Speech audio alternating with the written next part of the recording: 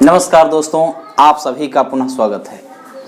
जैसा कि पिछली 2 क्लासेस हुई और ये क्लास सामान्य परिचय की थी, जिसमें 2 पार्ट आपके पास पहुंच चुके हैं। तीसरा ये पार्ट है, बस कुछ सेक्शंस बचे थे जिन पर हमें डिस्कस करना है और उसके बाद में पुनः हम ये देखेंगे कि जो सामान्य परिचय हुआ उसकी प्रासंगिकता क्या है, किस प्रकार के क्वेश्चंस बनते हैं। केवल इंट्रोडक्शन ही कराया गया है, लेकिन कहाँ पहुँच गए हैं इसको स्टडी को करते करते वो हम आपको दिखाएंगे। क्योंकि कुछ क्वेश्चंस आज लाए हैं, उन क्वेश्चंस को देखेंगे और वो ऐसे क्वेश्चंस हैं जो प्री से लेकर मेंस तक में आए हुए क्वेश्चंस हैं ज्योग्राफी के। वो इंट्रोडक्शन के पार्ट से हैं, ठीक ठाक क्वेश्चन आए हुए हैं। वो आप सभी लोग, यही 2 क्लासेस वो हैं, तीसरी ये क्लास है, ये करने के बाद में आराम से आप करने की स्थिति में रहेंगे। तो देखिए, कुछ ऐसा बचा था पोर्शन, उस पर हम आज जल्दी से डिस्कस कर लेते हैं। उसके बाद पुनः हम अभ्यास करेंगे क्वेश्चंस का जो इनसे संबंधित हैं। तो ये सब सामान्य परिचय हुआ था और आज ये देखना है कि संघ शासित क्षेत्र देख लेते हैं। अभी तक जो संघ शासित क्षेत्रों की संख्या हुआ करती थी वो 7 हुआ करती थी। 7 संघ, तो 7 संघ शासित क्षेत्र हुआ करते थे, ये संख्या 7 थी। लेकिन अभी आपने देखा होगा पीछे के कुछ महीनों में कि इनमें 2 संख्या और बढ़ गई है। जो पहले जम्मू कश्मीर का भाग लद्दाख हुआ करता था, इन दोनों को संघ शासित क्षेत्र में शामिल कर दिया गया है। तो टोटल इनकी जो संख्या हो चुकी है अब 9 हो चुकी है। दूसरा परिवर्तन जो देखें, अभी तक जो भारतीय राज्यों की संख्या हुआ करती थी वो संख्या 29 थी। पहले 28 हुआ करती थी, जब तेलंगाना मिला तब 29 हो गई। लेकिन अब ये जो स्टेट है ये संघ शासित हो गया, तो पुनः फिर ये अब जो वर्तमान संख्या है 28 ही रह गई है। ये हमें देखना था, ये इस प्रकार का बदलाव है। तो अब संख्या ये 28 हो गई स्टेट की, राज्य 28 हो गए, ये 29 नहीं है। ये संख्या 9 हो गई, ये 7 नहीं है। ये हमें ध्यान रखना होगा। इसके साथ साथ में 7 सिस्टर्स के बारे में भी समझना है। कौन कौन से राज्य हैं भारत के जो 7 सिस्टर्स में आते हैं। तो ये आप हमेशा ध्यान रखिएगा, जो नॉर्थ ईस्ट के स्टेट्स हैं जिनकी संख्या 7 है, ये 7 सिस्टर के अंतर्गत आते हैं। कौन कौन से हैं स्टेट्स? देखो, नॉर्थ ईस्ट, ये अरुणाचल प्रदेश नंबर 1 अरुणाचल प्रदेश हो गया, नंबर 2 नागालैंड हो गया, और नंबर 3 मणिपुर हो गया, नंबर 4 मिजोरम हो गया, और नंबर 5 त्रिपुरा हो गया, नंबर 6 मेघालय हो गया, और नंबर 7 असम हो गया। ये जो राज्य हैं ये 7 सिस्टर्स के अंतर्गत आते हैं। 7 सिस्टर्स का माने ये हुआ कि जिस प्रकार से यहाँ की जो ज्योग्राफिकल लोकेशन है उसका जो प्रभाव है वो लगभग एक समान है। नॉर्थ ईस्ट का जो प्रभाव है लगभग एक समान होता है। तो यहाँ पर इन स्टेटों को 7 सिस्टर्स के नाम से जाना जाता है। लगभग एक समान होता है, अधिकांश यहाँ ट्राइब्स निवास करती हैं। और यहीं पर ही जो ये मेघालय है, इस मेघालय राज्य में मासिनराम है, जहां पर वर्ल्ड की सबसे ज्यादा जो वर्षा है वो होती है, रेनफॉल होती है। 1133 मिलीमीटर वर्षा होती है यहाँ पे। और यहीं पर गारो, खासी, जयंतियां, 3 पहाड़ी भी यहीं पे हैं, गारो, खासी, जयंतियां। तो ये 3 पहाड़ियां हैं और 3 ट्राइब्स भी हैं, गारो, खासी, जयंतिया। ये ट्राइब्स भी, ये पहाड़ियां भी, यही सबसे ज्यादा वर्षा होती है। 7 सिस्टर्स के रूप में इन स्टेटों को देखा जा सकता है। दूसरी बात करते हैं, अब देखिएगा थोड़ा और समझने की कोशिश करते हैं, पहचानने की कोशिश करते हैं। ये इंट्रोडक्शन है, नॉलेज तो साथ है ही है, ये इंट्रोडक्शन है। यहीं से सारे क्वेश्चन बनेंगे, चाहे लोअर पीसीएस हो, समीक्षा अधिकारी हो, पीसीएस हो और पीसीएस प्री मेंस आपको दिखाएंगे। यहीं से सारे क्वेश्चन बने हैं। और 2 दिन पिछली क्लास और आज की क्लास, तीनों क्लासों का आप अगर 2-3 बार इसको देख लेंगे, समझ लेंगे, नोट्स बना लेंगे, तो शायद इससे ज्यादा आपको मटेरियल कहीं नहीं मिलेगा। एनसीईआरटी एथेंटिक बुक्स प्लस अन्य नॉलेज को जुटाया गया है इस पे, और ये आपके लिए इनफ पर्याप्त है। देखिएगा, तो मैं ये कह रहा था कि ये जो नॉर्थ ईस्ट के स्टेट आपने समझ लिया कि इस प्रकार से हैं। अब देखिएगा थोड़ा स्थिति इस प्रकार से इसकी देखते हैं कि यहां पर एक चिल्का झील है, थोड़ा पहचानने की कोशिश करते हैं, जो उड़ीसा राज्य के निकट स्थित है या उसके तट पर स्थित है, या कहें बंगाल की खाड़ी में है। यह भारत की सबसे बड़ी झील है।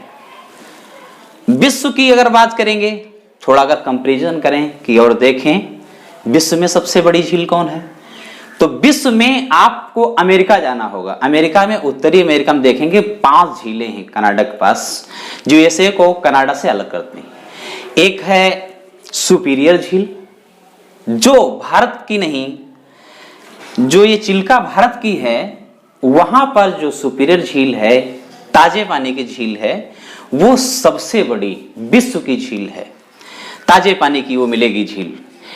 अच्छा, ताजे पानी की वो है। और इंडिया में जम्मू कश्मीर में अगर जाएं तो बुलर और डल झील देखेंगे तो वहां पर ताजे पानी की झील मिलेगी। खारे पानी की झील की बात करेंगे तो वान टर्की में मिलेगी, और सांभर यहां राजस्थान में झील मिलेगी, जो खारे पानी की झील है। सबसे बड़ी जो झील की मैं बात कर रहा था वो कैस्पियन सागर झील है वर्ल्ड लेवल पर, और इंडिया में चिल्का झील है। यह भी लेगून झील है, खारे पानी की झील है। इस तरह से देखिएगा, और थोड़ा और हम इसको पहचानते हैं, जानते हैं, समझते हैं। तो और देखिएगा, एक पर्वत मिलेगा आपको, यहां पर पर्वत मिलेगा जो विश्व का सबसे प्राचीनतम पर्वत है। आप लोग जानते होंगे जिसका नाम है अरावली। अरावली ये विश्व का सबसे प्राचीन पर्वत है, अरावली, जिसकी सबसे ऊंची चोटी गुरु शिखर है। थोड़ा समझते हैं कि राजस्थान में है। उसके बाद देखें पर्वतों के हिसाब से देखें इंडिया को, तो आपको एक पर्वत यहां पर मिलेगा, ये इस तरह से पर्वत मिल जाएगा, या इस तरह नहीं कहें तो एक पर्वत इस तरह मिल जाएगा।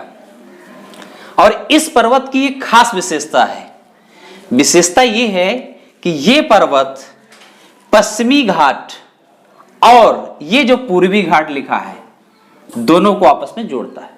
तो इसका माने बहुत महत्वपूर्ण है। आप जानते होंगे ये नीलगिरी है, नीलगिरी, नीलगिरी है जो पश्चिमी घाट को पूर्वी घाट से जोड़ता है, जिसकी सबसे ऊंची चोटी आपको दोदा बेटा मिलेगी, दोदा बेटा मिलेगी। वैसे तो ये तमिलनाडु में स्थित है, लेकिन इसकी सीमाएं जो हैं 3 राज्यों से लगती हैं। एक तो कर्नाटका से लगता है, दूसरा केरल से लगता है, और तीसरी बात करें तो तमिलनाडु से लगता है। तो इस प्रकार से भी इसको हम पहचान सकते हैं, इंडिया को देख सकते हैं कि यहाँ पर पश्चिम में अरावली है और यहाँ पर नीलगिरी है, और सबसे दक्षिण में अगर देखें, सबसे दक्षिण में देखें तो आपको मिल जाएगा अनायमुडी, आपको मिल जाएगा अनायमुडी, अनायमुडी। ये केरल में स्थित है सबसे दक्षिण में, यानी भारत की सबसे दक्षिणतम अगर कही जाए तो ये आपको पहाड़ी मिलेगी, अनायमुडी मिलेगी, पर्वत श्रृंखला।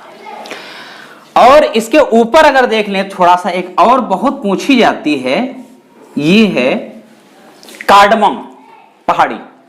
कार्डमम ये भी केरला में स्थित है, कार्डमम, कार्डमम। ये भी केरला में स्थित है। ये मसालों के लिए फेमस है, इस पे मसाले उगाए जाते हैं।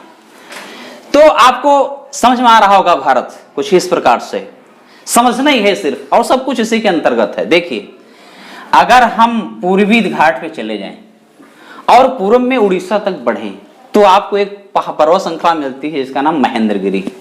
आपको यहां पर महेंद्रगिरी मिल जाएगी, ये भी बहुत महत्वपूर्ण है। और थोड़ा पहचानने की कोशिश करें तो यहां पर आप देखा कि ये पूरी पर्वत श्रृंखला है, हिमालयन पर्वत श्रृंखला। ये हिमालयन पर्वत श्रृंखला नागा हिल और यहां ये मिजोरम तक लगभग, ये इसकी पर्वत जो हिमालय पर्वत है यहां तक विस्तार है। यहां ही नहीं, अगर विस्तार में जब आपको पढ़ाएंगे आगे तब देखेंगे तो यहां भी कहीं कहीं विस्तार मिलेगा। और अंडमान में यह भी बताया जाएगा वही पर्वत श्रृंखला है, उसके कुछ उठे हुए भाग हैं जिन पर अंडमान निकोबार द्वीप है। ये तो प्रवाल द्वीप है, लक्षद्वीप, 1 लाख द्वीप, लाखों द्वीप, ये तो प्रवाल द्वीप है। लेकिन यहां भी जब हम हिमालय को पढ़ेंगे तब विस्तार में आपको समझाएंगे, दिखाएंगे कैसे कैसे इनकी लोकेशंस हैं। तो यहां पर सबसे ऊपर आपको बृहद हिमालय मिलेगा, उसके बाद में मध्य या मिडिल हिमालय मिलेगा, और लास्ट में शिवालिक हिमालय मिलेगा। जब हम कंसेप्ट पढ़ेंगे तो हम बताएंगे कि जो वर्षा की मात्रा किस प्रकार से पूर्व से पश्चिम की ओर घटती है।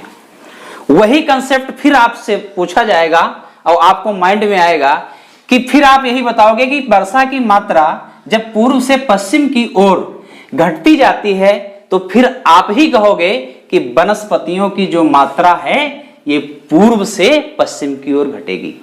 या कोई दूसरा आपसे पूछेगा कि वनस्पतियों की संख्या या डेंसिटी सबसे ज्यादा पश्चिमी क्षेत्र में मिलेगी हिमालय के या पूर्वी, तो आप तुरंत यही जवाब दोगे कि पूर्वी क्षेत्र में। क्यों मिलेगी? क्योंकि वर्षा की जो मात्रा है पूर्व से जो स्टार्ट होती है पश्चिम तक जाती है, यहां घटती है, इसलिए। फिर भी आप बताओगे जैव विविधता, तो बायोडाइवर्सिटी इधर से इधर की ओर कम होती जाएगी। तो ये सब कंसेप्ट के अंतर्गत आगे जो भी क्लास होंगी एक एक टॉपिक को इतना गहन अध्ययन करेंगे, इतना अच्छा मटेरियल प्रोवाइड करने की कोशिश करेंगे कि शायद जो मेहनत है आपकी वो बच जाएगी और समझने में बहुत बड़ी आसानी होगी।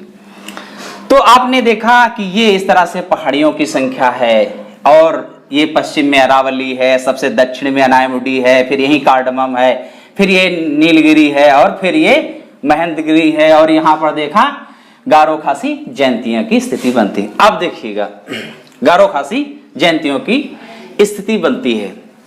अब इसके साथ साथ में हमें और देखना है कि थोड़ा और पहचाने अगर इंडिया को, तो आप अक्सर पढ़ते रहते हैं कि नर्मदा और ताप्ती, नर्मदा और ताप्ती दो नदियां जो हमेशा किधर की ओर बहती हैं, अरबियन सी में गिर जाती हैं। ये खूब पढ़ा होगा। उल्टा प्रवाह करने वाली, पूर्व से पश्चिम बहने वाली, तो इस तरह भी पहचान सकते हैं कि जो नदियां हैं इनकी स्थिति इस प्रकार है, यहाँ पे गिरती हैं। ये जो है डेल्टा नहीं बनाती हैं। डेल्टा इसलिए नहीं बनाती हैं, देखेंगे हार्ड रॉक्स हैं यहाँ पे। आगे चल के जब भूआकृति पढ़ाएंगे तब आपको ये बताएंगे कि यहाँ पर जो चट्टानी संरचना किस प्रकार की है, मालवा, दक्कन, छोटा नागपुर, ये स्थितियां। फिर बताएंगे मालवा जो यहाँ है ये पठारी रीजन है, ये पूरा दक्षिण भारत का पठार है। फिर ये बताएंगे कि जो महाराष्ट्र का जो एरिया है ये लावा के फैलने से, मैग्मा के फैलने से, जमने से इस एरिया, इस जो सतह का निर्माण हुआ है, इसलिए आपने कहा कि यहाँ पे काटन सबसे ज्यादा उगाया जाता है। फिर मिट्टी यहां पढ़ोगे तब यही कहोगे कि स्वतः जुताई कहां होती है, तो फिर आपको काली जब मृदा पढ़नी पड़ेगी तो आप यही कहोगे कि गर्मियों में सूख जाते हैं, दरारें पड़ जाती हैं, तो इसलिए चट्टानें टूट जाती हैं, स्वतः जुताई हो जाती है। फिर यही कहोगे कि इसमें नमी धारण करने की क्षमता ज्यादा होती है क्योंकि बड़ी डेंस महीन महीन कण इसमें पाए जाते हैं। तो बहुत सारी चीजें पढ़ना। तो हार्ड रॉक है जिसके कारण इनके द्वारा कोई मलबा नहीं आता है, डेल्टा का निर्माण नहीं होता है। इसी तरह अपोजिट अगर देखें, जो गंगा है गंगोत्री से निकलने वाली और ये बंगाल की खाड़ी में गिरती, लगभग 2500 किलोमीटर की जो यात्रा तय करती है, सुंदरवन का जो डेल्टा निर्माण कर रही है, उसके माध्यम से जो भी मालवा आता है जो उसके पार्टिकल्स रास्ते में आते हैं वो यहाँ पर पश्चिम बंगाल के पास में रुकते हैं, ठहरते हैं, उनकी पोजीशंस बनती है और सुंदरी नाम के वहां वृक्ष पाए जाते हैं, इसलिए सुंदरवन का डेल्टा यहीं पर पाया जाता है पश्चिम बंगाल के पास में। ये सब पढ़ना होगा, लेकिन अभी पहचान कर रहे हैं, ये सारे क्वेश्चंस बनते हैं। तो ये भी आप इसकी स्थिति देखेंगे। तो ये था महाराष्ट्र जिसकी ये स्थिति। अब थोड़ा सा और राज्यों को थोड़ा और पहचानते हैं। आपने देख भी लिया और थोड़ा पहचानते हैं, थोड़ा कोशिश करते हैं। गोवा है, देखो सबसे छोटा, आपसे कहा था मैंने क्षेत्रफल के आधार पर, और ये बहुत बड़ा पर्यटन का सेंटर यहाँ पे है, पर्यटन बहुत ज्यादा आता है। तो यहाँ पर बिल्कुल स्विट्जरलैंड जैसी लोकेशंस हैं, एकदम सी का आप जाएंगे समुद्र के किनारे, देखेंगे कि यहाँ पर देश विदेश से बहुत सारे यहाँ सैलानी यात्री आते हैं, बहुत अच्छा है। और यहाँ पर सबसे बड़ा जो रिसोर्स है इनकम का वो यहाँ पर्यटन से होता है। कर्नाटक में देखेंगे बहुत सारे प्रकार की चीजें होती हैं, आपको बताया धारवाड़ है, धारवाड़ मतलब यहाँ पे एक चट्टान है जहाँ से लोहा और कोलार खान, सोना, फिर कॉफी सबसे ज्यादा, फिर यहाँ पर बहुत सारी चीजें हैं, मक्का यूएसए में पैदा होता है, यहाँ पर बहुत ज्यादा पैदा होता है, यही सब चीजें। केरला मसाला, केला यहाँ पर बहुत बड़े बड़े पैदा होते हैं, तो केला, अन्य बहुत सारी चीजें। इस तरह से इनको पहचानने की कोशिश करेंगे, जोड़ने की कोशिश करेंगे। चांदी सबसे ज्यादा राजस्थान में पैदा होती है, सीसा सबसे ज्यादा राजस्थान में पैदा होता है। वहीं अगर चांदी की बात करें तो अमेरिका में मैक्सिको पड़ता है, वहां चांदी पैदा होती है। सोना अफ्रीका में, और हीरे की बात करें तो आंध्र प्रदेश कुडप्पा खान से इधर हीरा बहुत पैदा होता है। इस तरह मेरा कहने का मतलब ये है कि ऐसे थोड़ा थोड़ा जोड़ेंगे, जब जोड़ेंगे तो हमें ये स्टेट टिक जाएंगे, तो टिक जाएंगे। पंजाब, उड़ता पंजाब माने ये हुआ कि यहाँ पर एक ड्रग्स की जैसी स्थिति बनी कि जो यूथ है बहुत ड्रग्स लेता है, इसको लेकर के मूवी भी बनी। तो ये सब देखेंगे, थार का मरुस्थल देख लेंगे, यहाँ हरियाणा देखेंगे, यहीं पंजाब हरियाणा के पास 1966-67 में जो ग्रीन रेवोल्यूशंस लाई गई थी वहां सबसे पहले, तो ये सब देखेंगे जब पढ़ेंगे सब सारी चीजें। और ये अपना जम्मू कश्मीर जहां सबसे ज्यादा केसर का प्रोडक्शन होता है भारत में, यही एक ऐसा स्टेट है। फूलों, हिमाचल प्रदेश चमेली यहाँ पर देखेंगे, उत्तराखंड, और उत्तर प्रदेश के बारे में दूध आपको बताया, और आपको यहाँ पर गेहूं बताया, आपको यहाँ पर दूध बताया, ये सब सारी चीजें बहुत ज्यादा है। फिर जब यहाँ पर हम पढ़ेंगे झारखंड और छत्तीसगढ़ पढ़ेंगे तो आपको बताएंगे छोटा नागपुर, बताएंगे छोटा नागपुर, और इधर झरिया कोयले के लिए गोंडवाना लैंड बताएंगे, गोंडवाना लैंड कोयला सबसे ज्यादा पाया जाएगा। और यहीं फिर पश्चिम बंगाल की चर्चा करने लगेंगे, और फिर कहेंगे आपसे पश्चिम बंगाल में ही एक है नक्सलवाड़ी गांव है, फिर आपकी चर्चा करेंगे कि वो सोशल जस्टिस और सोशल इशू का उधर मुद्दा उठेगा।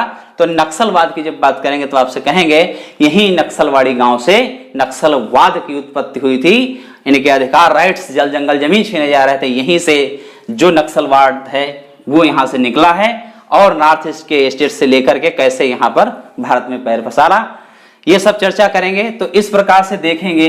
अरुणाचल प्रदेश देखेंगे, अरुणाचल प्रदेश से लेकर गुजरात तक 2 घंटे का समय कैसे इसमें अंतर आता है। नागा, यहाँ पर एक ट्राइब्स रहती है, इंग्लिश बोलती है। मणिपुर, ये सब जब यहाँ सब ऐसे समझेंगे तो यहाँ पर हमारा ज्ञान ठहरने की स्थिति में रहेगा, बहुत अच्छा ठहर सकता है। और फिर यही नहीं, इस चैप्टर से मैंने बड़ा लंबा इसको पढ़ाने की कोशिश की, लंबा कुछ नहीं है, लगभग 100 मिनट के अंतर्गत मैंने ये पूरी क्लास को खत्म करने की कोशिश किया है।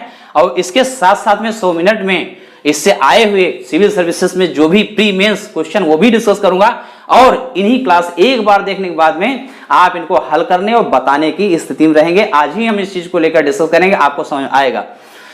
तो ये इस प्रकार से इनकी स्थिति बनती है, और इसको पढ़ाने के साथ साथ ये होगा, सबसे बड़ा फायदा ये होगा कि यहां से ज्योग्राफी खुल जाएगी आपकी, यहां से करंट अफेयर खुल जाएगा आपको पढ़ने के लिए, क्योंकि आप स्टेट्स की लोकेशंस जानते हैं। और मैं इसीलिए थोड़ा ऑब्जेक्टिव बोला हूं कि इनको आप समझें, देखें, इंटरेस्ट बढ़े, और उसके बाद ज्योग्राफी पढ़ने का तरीका बदल जाएगा।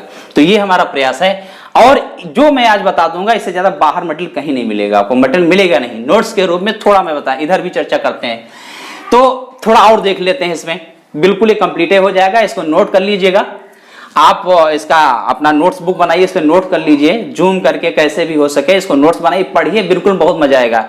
इससे संबंधित एक क्वेश्चन बाहर नहीं जाने वाला है। सिविल सर्विसेज में भी हमारे पास क्वेश्चन है 15-20, उनको मैं डिस्कस कर दूंगा। उस दिन से स्टार्टिंग से लेकर आज तक के सारे क्वेश्चन उसमें फंसेंगे और आप बताने की स्थिति में। देखिए, विदेशी शासन के अधीन क्षेत्र जो स्वतंत्रता के पश्चात भारत में शामिल कर लिए गए, कुछ ऐसे क्षेत्र हैं जो पहले फ्रांस के अधीन हुआ करते थे, फ्रांस के अधीन हुआ करते थे या पुर्तगाल के अधीन हुआ करते थे। तो प्रश्न बनते हैं वो कब कब मिला लिए गए भारत में, कब कब शामिल कर लिए गए भारत में।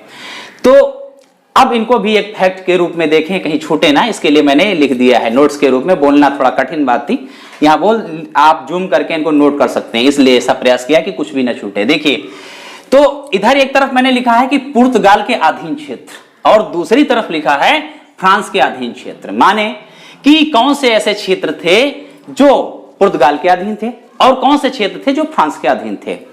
अच्छा, तो पुर्तगाल की पहले बात करते हैं। पुर्तगाल के अधीन में दादरा और नागर हवेली थी। सिलवासा देखेंगे तो दादरा और नागर हवेली जो था ये पुर्तगाल के अधीन था कि लंबे समय तक रहा। लेकिन भारत ने 1954 में इसको अर्जित कर लिया या भारत में शामिल कर लिया। दूसरा था दमन और दीव, जो गुजरात के पास आपको हमने दिखाया था, खंभात की खाड़ी बीच में है। तो जो दमन दीव है इसको हमने अंग्रेजों से या पुर्तगालियों से हमने 1961 में प्राप्त किया या भारतीय राज्यों में इसको मिला लिया। किसको? दमन और दीव को। दूसरा देखिए, थर्ड में देखिए, जो गोवा है, आप देखते होंगे, आप पढ़ा भी होगा, गोवा को हमने 1961 में भारत में शामिल किया। गोवा को हमने 1961 में शामिल किया। जो प्रश्न बनते हैं इन डेट को लेकर बनते हैं और प्लस किसके अधीन था? पुर्तगाल के अधीन था। कब मिलाया गया? 2। अब देखिए, आइए फ्रांस की।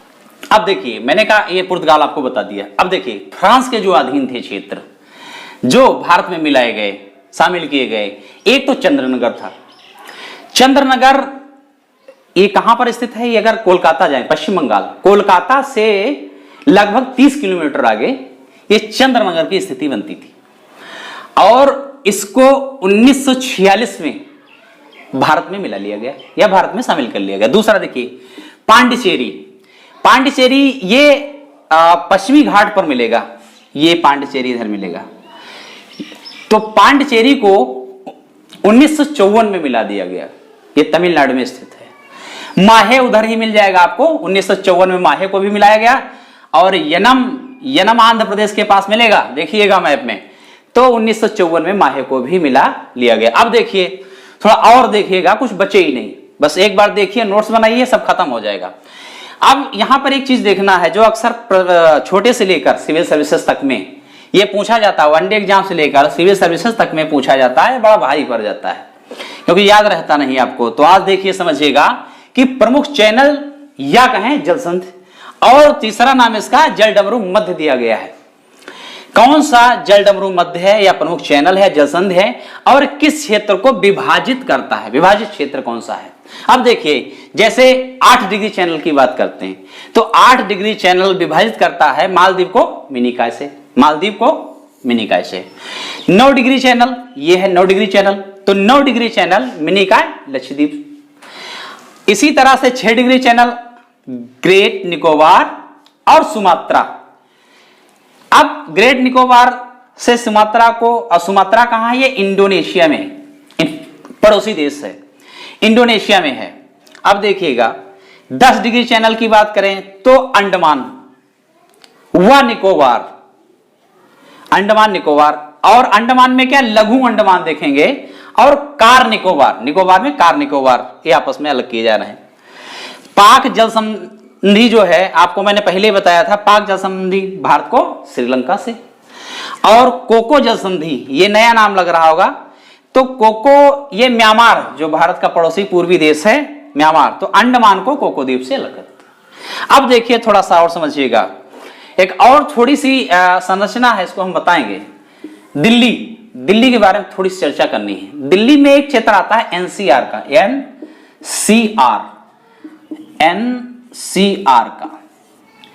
एनसीआर, दिल्ली में एक क्षेत्र आता है जिसे बोलते हैं एनसीआर। तो एनसीआर का फुल फॉर्म होता है national capital regions. National capital regions, राष्ट्रीय राजधानी क्षेत्र, हिंदी में कहते हैं राष्ट्रीय राजधानी क्षेत्र। तो प्रश्न पूछे जाते हैं कि कौन कौन से जो स्टेट हैं वो जुड़े हैं, या प्रश्न पूछा जाता है उन स्टेट्स के कौन कौन से, या ये जो डिस्ट्रिक्ट हैं जुड़े हैं, या ये डिस्ट्रिक्ट जुड़े हैं, कौन नहीं जुड़ा है। इस प्रकार से प्रश्न बनते हैं। तो एनसीआर में मेनली दो स्टेट्स ऐसे आते हैं। एक तो हरियाणा आता है, ये पड़ोसी है, इसकी सीमा भी लगती है। दूसरा आप देखेंगे यूपी आता है, यूपी आता है। तो हरियाणा के लगभग जो 13 जिले हैं, स्टेट हैं, अब डिस्ट्रिक्ट जो हैं इस स्टेट के लगभग 13 जिले ऐसे हैं जो एनसीआर में लगते हैं, दिल्ली के एनसीआर में लगते हैं। और लगभग 7 जिले उत्तर प्रदेश के हैं जो एनसीआर के हिस्सा हैं। राजस्थान की सीमा दिल्ली से नहीं लगती, राजस्थान की सीमा दिल्ली से नहीं लगती, लेकिन जो दिल्ली राजस्थान है, राजस्थान के कुछ जिले, कुछ मतलब 2 जिले, एक तो अलवर है, राजस्थान का अलवर, और दूसरा जो है भरतपुर। अलवर और भरतपुर 2 ऐसे जिले हैं जो एनसीआर के हिस्से हैं। उत्तर प्रदेश में गाजियाबाद देखते हैं, बुलंदशहर देखते हैं, मेरठ देखते हैं, इस प्रकार के जिले लगते हैं। जो हरियाणा है, हरियाणा में फरीदाबाद देखिए, फरीदाबाद जानते होंगे, फरीदाबाद देखेंगे, गुरुग्राम देखेंगे और करनाल देखेंगे, तो करनाल ये सब मिल जाएंगे आपको। अच्छा, अब यहां समझना है कि एनसीआर होता क्या है, क्या है एनसीआर, प्रश्न बड़ा तो यही बनता है। तो एनसीआर ये है कि जो पहले फैक्ट्री इंडस्ट्री हुआ करती थी वो दिल्ली में थी, और इन इंडस्ट्रियों की वजह से, फैक्ट्रियों की वजह से ये हुआ कि जो पॉल्यूशन है, प्रदूषण है, ये भी बहुत तेजी से बढ़ा।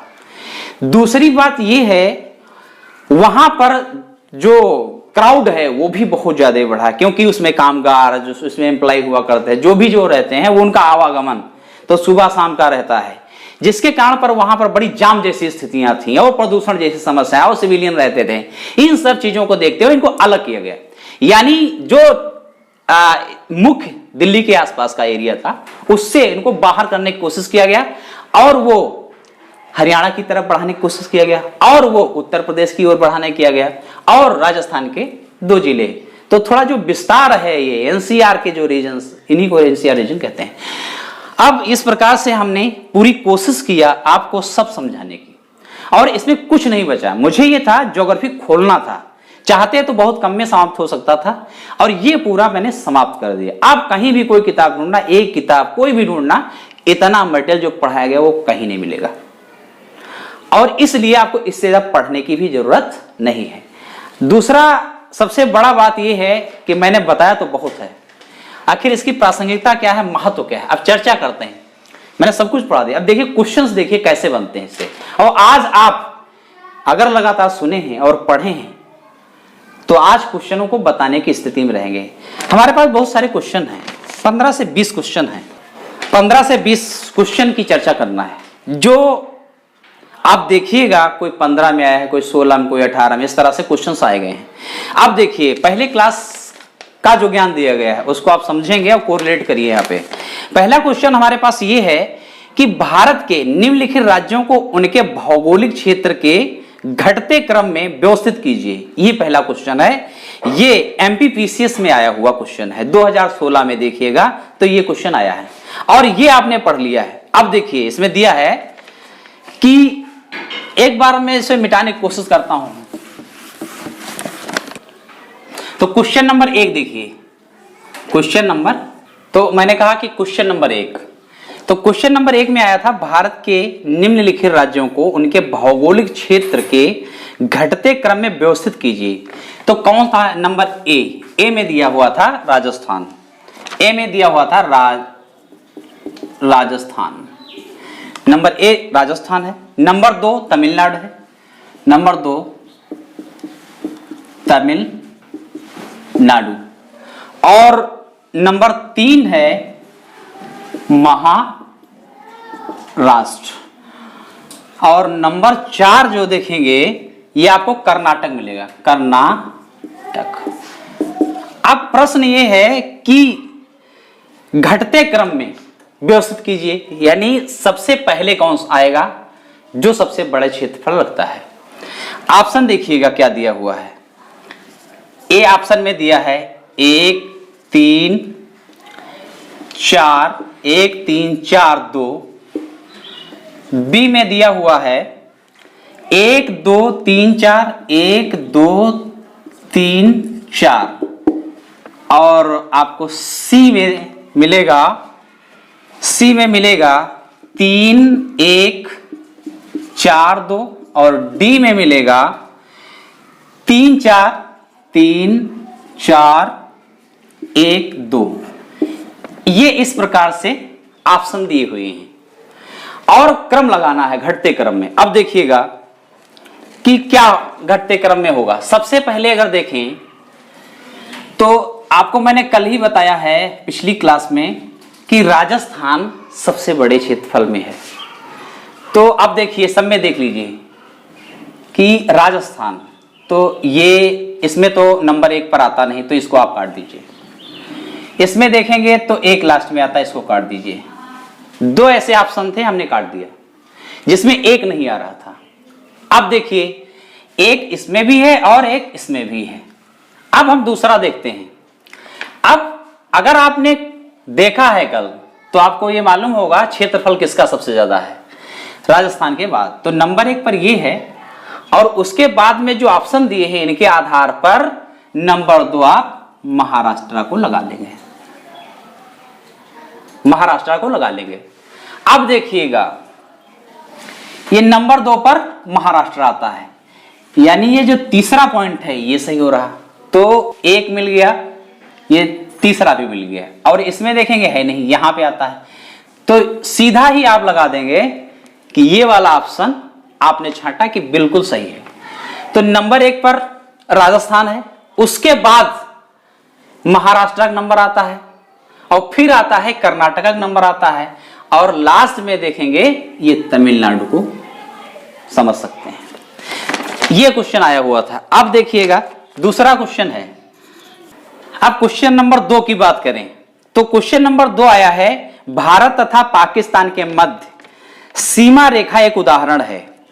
तो भारत तथा पाकिस्तान के मध्य आपको पहले ही बताया जा चुका है कौन सी सीमा रेखा, यह बताया गया किस प्रकार की है।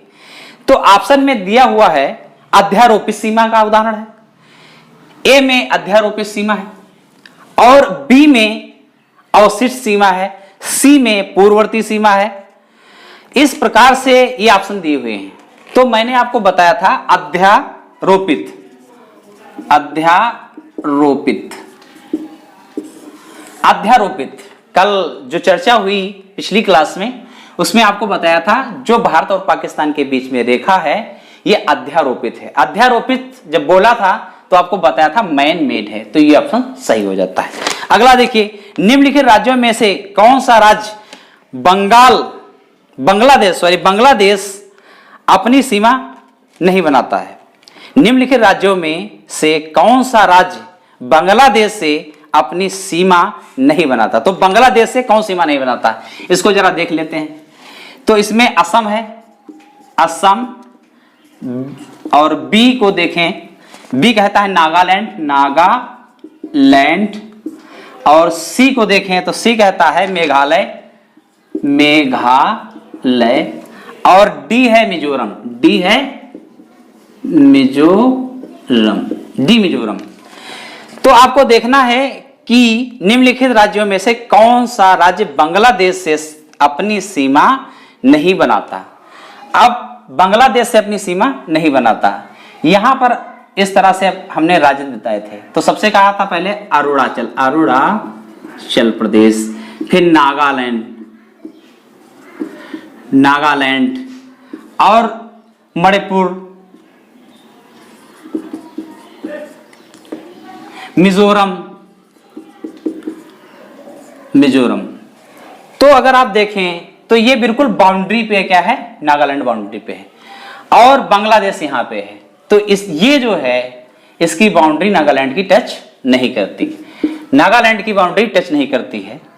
असम पास में है बांग्लादेश के, मेघालय पास में है बांग्लादेश के, और मिजोरम की भी सीमा लगती है। ये देखिए, अब अगला देखिए, क्षेत्रफल की दृष्टि से भारत का विश्व के देशों में कौन सा स्थान है। अब ये तो बताया था 7वां स्थान है, ऐसे चर्चा कर देते हैं, समझ लीजिएगा। तो 7वां स्थान है। फिर आया है क्वेश्चन, निम्नलिखित कथनों में से कौन से भारत के बारे में सही हैं। भारत के बारे में कौन से कथन सही हैं। पहला, भारत विश्व का 5वां बड़ा देश है। भारत विश्व का क्षेत्रफल के आधार पर सबसे बड़ा देश है 5वें नंबर पर। तो 5वें नंबर पे तो हमने आपसे डिस्कस किया नहीं, कौन सा नंबर होता है, 7वां नंबर बताया था आपको। फिर कहता है कि यह स्थल मंडल के कुल क्षेत्रफल का लगभग 2.4%, लगभग 2.4%। तो ये बात सही है, 2.4%, ये ठीक है। और इसके बाद में लिखा हुआ है कि समूचा भारत उष्ण कटिबंध में स्थित है। तो समूचा भारत उष्ण कटिबंध में स्थित नहीं है। अब अगला देखिए क्वेश्चन, कितने भारतीय प्रदेश से होकर कर्क रेखा गुजरती है। बहुत बढ़िया प्रश्न है, और ये आया हुआ है, सब आए हुए हैं, कोई प्री में आया, कोई मेंस में आया, कोई वनडे एग्जाम, हर जगह आया हुआ है।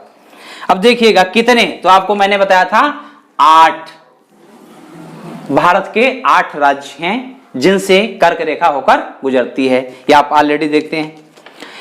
भारतीय मानक की यामोत्तर नहीं गुजरती, जो समय रेखा है भारतीय वो नहीं गुजरती है।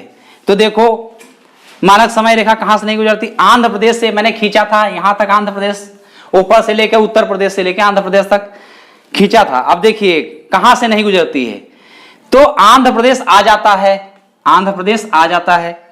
फिर कहता छत्तीसगढ़, छत्तीसगढ़ आ जाता है। फिर कहा महाराष्ट्र, महाराष्ट्र सबसे इधर पश्चिम में जाएंगे तो उधर पड़ेगा, तो महाराष्ट्र इसमें से नहीं होगा, इससे सीमा रेखा नहीं गुजरती है।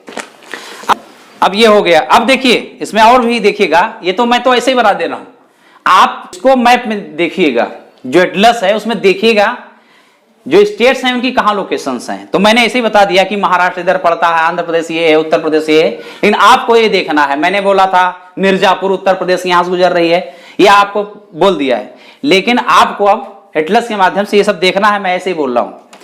देखिए भारत का सुदूरस्थ दक्षिण बिंदु आपको पहले ही बताया था पिछली क्लास में, ये भी पूछा गया, ये मेंस में आया हुआ क्वेश्चन है। इसमें कन्याकुमारी दिया हुआ है, रामेश्वर दिया हुआ है, लेकिन और इंदिरा पॉइंट भी दिया हुआ है। तो दक्षिणतम बिंदु इंदिरा पॉइंट सबको पता है।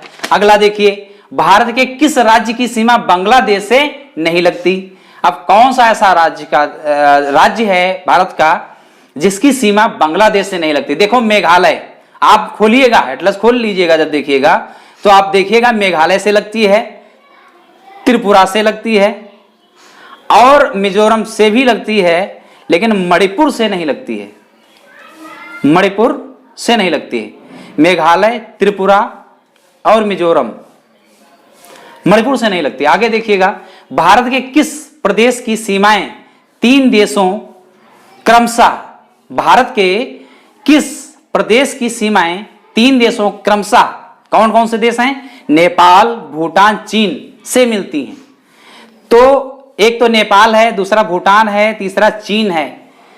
भारत का कौन सा ऐसा राज्य है, तो इसमें अगर देखेंगे अरुणाचल प्रदेश आप पाएंगे नहीं है, मेघालय ऐसा नहीं है, पश्चिम बंगाल में भी नहीं, लेकिन सिक्किम देखेंगे आप तो आपको लग जाएगा। सिक्किम आप देखे थे जो बना हुआ है ये नेपाल के पड़ोस में है, और वहीं पर भूटान आपको मिलेगा, और सिक्किम के ऊपर क्या मिलेगा, चीन मिलेगा। तो जाहिर सी बात सिक्किम की स्थिति है। अब आप देखिएगा अगला क्वेश्चन, ये सब आए हुए क्वेश्चन में पढ़ रहा हूं इनसे संबंधित। भारत के निम्नलिखित राज्यों में से किसके 3 तरफ अंतरराष्ट्रीय सीमाएं हैं, ये क्वेश्चन आया, और ये क्वेश्चन मेंस का है, ये क्वेश्चन सॉरी मेंस का है। 3 तरफ, अब घुमा दिया, क्वेश्चन वही है लेकिन घुमा दिया। क्या कहा, 3 तरफ से अंतरराष्ट्रीय सीमाएं, यानी कौन से ऐसे देश हैं जिनसे अपने, देखिएगा अब इसमें 3, अब देखो असम नहीं है, नागालैंड भी नहीं मिलेगा, और पश्चिम बंगाल नहीं है, पश्चिम बंगाल नहीं है। और ये क्वेश्चन आप एक बार और देख लीजिएगा, घर पे जाके तो आप इसको SW दे रहे हैं, ऊपर समझा दिया SW हो गया क्वेश्चन, आप छांटिएगा। नेपाल के पड़ोसी भारतीय राज्यों का युग्म है, ये तो सब SW वाला है, लेकिन आप देखिएगा नेपाल के पड़ोसी भारतीय राज्यों का युग्म है, कौन सा जोड़ा ऐसा है जो नेपाल के पड़ोसी। अब देखिएगा, एक तो सिक्किम भूटान दे रखा है, एक तो सिक्किम भूटान दे रखा है, दूसरा सिक्किम बिहार दे रखा है, तीसरा असम बिहार दे रखा है, और चौथा जो है D यूपी हरियाणा दे रखा है। तो इनमें अगर देखेंगे, आप जाइए देखिएगा तो आप यही पाओगे कि जो सिक्किम है और बिहार है, ये जोड़ा या युग्म नेपाल के साथ बहुत ठीक बना रहा है। अगला देखिए क्वेश्चन, कौन सा राज्य उत्तर पूर्व राज्यों की 7 बहनों का भाग नहीं है। आज ही आपको मैंने बताया कि 7 सिस्टर्स कौन सी हैं, और कौन, इसमें पूछ लिया कौन भाग नहीं है। तो अब देखिएगा, मैंने कहा था जो नॉर्थ ईस्ट के स्टेट से ये 7 आते हैं। अब इसमें पूछा कौन नहीं आता। देखो मेघालय, आपको मैंने बताया था कि मेघालय आता है, फिर आपको हमने कहा अरुणाचल प्रदेश आता है, फिर हमने कहा त्रिपुरा आता है, लेकिन जो पश्चिम बंगाल दिया हुआ है ये नहीं आता है 7 सिस्टर्स में। पुनः देखें, आपको सारी चीजें क्लियर होंगी। भारत के किस राज्य का समुद्री तट सबसे अधिक लंबा है। भारत के किस राज्य का समुद्री तट सबसे अधिक लंबा है। तो आप देखिएगा तो आप पाएंगे इसमें ऑप्शन नंबर ए में दिया हुआ आंध्रा दिया है, बी में महाराष्ट्र दिया है, सी में गुजरात दिया है, और डी में तमिलनाडु दिया है। अब आपको समझना, देखो गुजरात इसमें है, गुजरात है क्योंकि गुजरात के बाद आंध्रा आता है। गुजरात जो कच्छ वाला एरिया है, देखो जो टेढ़ा मेढ़ा जो बोल रहे हैं, जो कच्छ, जो ये गुजरात जो है देखिए इस तरह से बना हुआ है। तो ये इसकी अगर इसको फैला दें तो शायद इसकी लंबाई तट की और बढ़ जाएगी, इसकी लंबाई और बढ़ जाएगी। तो गुजरात का एरिया जो है सबसे बड़ा है, सबसे बड़ा तट है। उसके बाद आता है आंध्रा वाला। नेक्स्ट, कर्क रेखा किस राज्य से होकर गुजरती है। कर्क रेखा किस राज्य से होकर गुजरती है, बहुत अच्छा प्रश्न है। एक तो गुजरात, बी छत्तीसगढ़, सी यूपी, और डी जो है झारखंड।